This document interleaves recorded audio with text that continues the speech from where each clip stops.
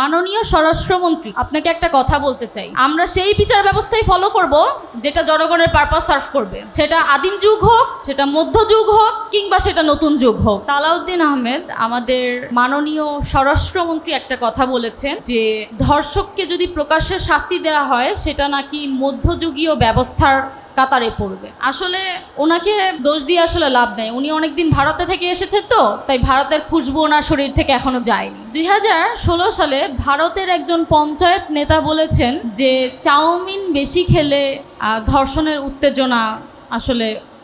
উত্তেজনা উঠে। তো আমাদের মাননীয় স্বরাষ্ট্রমন্ত্রী আসলে সেই মনোভাব থেকে এখনো বের হতে পারেন নাই। প্রাইম মিনিস্টারের উদ্দেশ্যে কিছু কথা বলতে চাই। আপনার কন্যা জাইমা রহমান যখন সাইবার বুলিংয়ের শিকার হয়েছিল, 24 থেকে 48 ঘন্টার মধ্যে আপনারা তাকে গ্রেফতার করেছিলেন। আসসালামু আলাইকুম সবাইকে।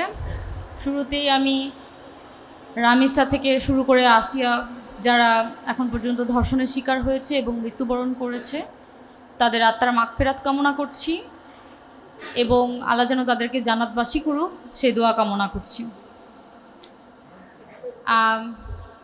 আমি কিছু স্পেসিফিক কিছু পয়েন্ট নিয়ে আজকে কথা বলবো। ওই দিন রামিসার বাবা একটা কথা বলেছিলেন যে আমার মেয়েকে হত্যা করা হয়েছে, এটার বিচারও হবে না, বিচার আমি কার কাছে চাইবো, এই হত্যার বিচারও হবে না। আসলে রামিসার বাবার এই কথার মধ্যে একটা ডেপথ আছে। সেই ডেপথটা হচ্ছে বাংলাদেশের বিচার ব্যবস্থা কতটা ভঙ্গুর সেটার একটা প্রতিচ্ছবি, এবং বাংলাদেশের আইন যে সাধারণ মানুষের পারপাস সার্ভ করে না সেটার একটা প্রতিচ্ছবি আমরা দেখতে পেয়েছি। সাধারণ কথাটা কেন বললাম সেটা আমি পরে এক্সপ্লেইন করব। আসলে এইটা আমাদের একটা কালেকটিভ ফেইলিয়ার যে আমরা 24-এর গণ অভ্যুত্থানের পরে আমাদের যে সকল সংস্কার করা দরকার ছিল, যে নারীদের নিরাপত্তা নিশ্চিত করা দরকার ছিল, সেটা যে কারণেই হোক, যেভাবেই হোক, সেটা আমরা আসলে করতে পারিনি। বাট আসলে তো প্রবলেমগুলো নিয়ে পড়ে থাকলে হবে না, আমাদের আসলে সলিউশন নিয়েও ভাবতে হবে এবং কি কি পদক্ষেপ গ্রহণ করা যায় আমাদের আসলে সেটা নিয়েও এখন চিন্তা করতে হবে। সালাউদ্দিন আহমেদ, আমাদের মাননীয় স্বরাষ্ট্রমন্ত্রী, একটা কথা বলেছেন যে ধর্ষককে যদি প্রকাশ্যে শাস্তি দেওয়া হয় সেটা নাকি মধ্যযুগীয় ব্যবস্থার কাতারে পড়বে। আসলে ওনাকে দোষ দিয়ে আসলে লাভ নেই। উনি অনেকদিন ভারতে থেকে এসেছে, তো তাই ভারতের খুশবু ওনার শরীর থেকে এখনো যায়নি। 2016 সালে ভারতের একজন পঞ্চায়েত নেতা বলেছেন যে চাউমিন বেশি খেলে ধর্ষণের উত্তেজনা উঠে। তো আমাদের মাননীয় স্বরাষ্ট্রমন্ত্রী আসলে সেই মনোভাব থেকে এখনো বের হতে পারেন নাই। মাননীয় স্বরাষ্ট্রমন্ত্রী, আপনাকে একটা কথা বলতে চাই। আমরা সেই বিচার ব্যবস্থাই ফলো করব যেটা জনগণের পারপাস সার্ভ করবে, সেটা আদিম যুগ হোক, সেটা মধ্যযুগ হোক, কিংবা সেটা নতুন যুগ হোক।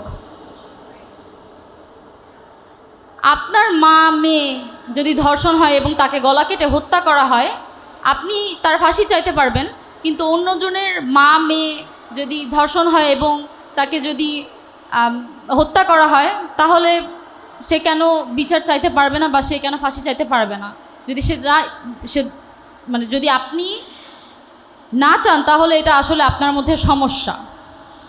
আরেকটা কথা বলতে চাই, আসলে এই সকল সেন্সিটিভ ইস্যুকে আপনারা খুবই হেসে হেসে উত্তর দেন।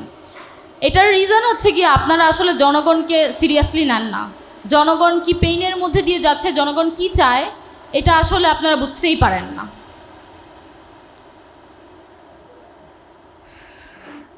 আসলে 24-এর গণ অভ্যুত্থানের পরে আমি অনেক ধরনের কমপ্লেইন করেছি যে দেশে এটা লাগবে, ওটা লাগবে, কিন্তু আসলে দেশের মানুষ বেশি কিছু চায় না। তারা দুইটা জিনিস চায়। একটা হচ্ছে আমি যখন রাস্তায় নামবো আমি অ্যাক্সিডেন্ট করে মারা যাব না, আরেকটা হচ্ছে আমার মাথার উপর ব্রিজ ভেঙে আমার মৃত্যুবরণ করতে হবে না, আরেকটা হচ্ছে আমাদের প্রতিটা ঘরের যে নারীরা আছে তারা নিরাপত্তায় থাকবে, তাদের নিরাপত্তা নিশ্চিত করা। আপনারা এই দুইটা জিনিসই ইনশিওর করতে পারছেন না। আপনাদেরকে জনগণ সংসদে পাঠিয়েছে এইসব আইন প্রণয়ন করতে, কিন্তু আপনারা এইসব আইন প্রণয়ন না করে আপনারা জনগণকে সংবিধানের পানি পড়া দিচ্ছেন, সংবিধান বোঝানোর পানি পড়া আপনারা দিচ্ছেন জনগণকে। লাস্টলি আমি প্রাইম মিনিস্টারের উদ্দেশ্যে কিছু কথা বলতে চাই। আপনার কন্যা জাইমা রহমান যখন সাইবার বুলিংয়ের শিকার হয়েছিল, 24 থেকে 48 ঘন্টার মধ্যে আপনারা তাকে গ্রেফতার করেছিলেন। আপনাদেরকে অন্য আরেকটা চিত্র দেখাই। ডেইলি স্টারের প্রতিবেদন অনুযায়ী এবং ডেইলি স্টারের রিপোর্ট অনুযায়ী, অলসো ঢাকা ট্রিবিউনের রিপোর্ট অনুযায়ী, বাংলাদেশে প্রতিদিন 19 জন করে নারী এবং 12 বছরের নিচে শিশু ধর্ষণ হচ্ছে, এবং কিছু ক্ষেত্রে মামলার বিচার নেওয়া, এইসব ধর্ষণের মামলার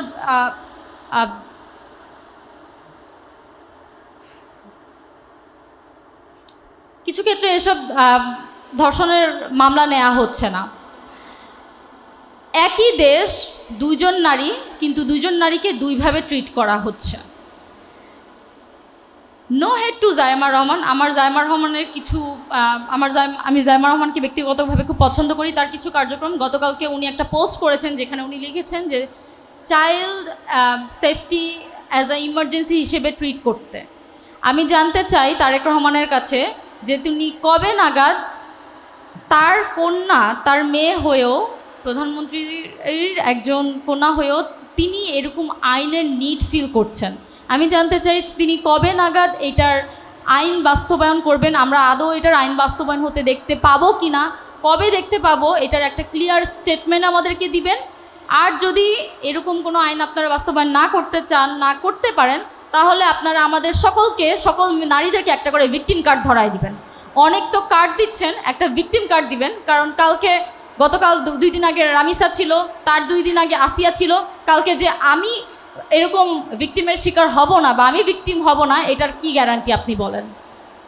সুতরাং আপনারা কবে নাগাদ এটা নিয়ে বিচার ব্যবস্থা করবেন, আপনাদের কবে বিচার করবেন, কবে কি করবেন, এটার একটা ক্লিয়ার স্টেটমেন্ট আমাদের জনগণের সামনে তুলে ধরুন।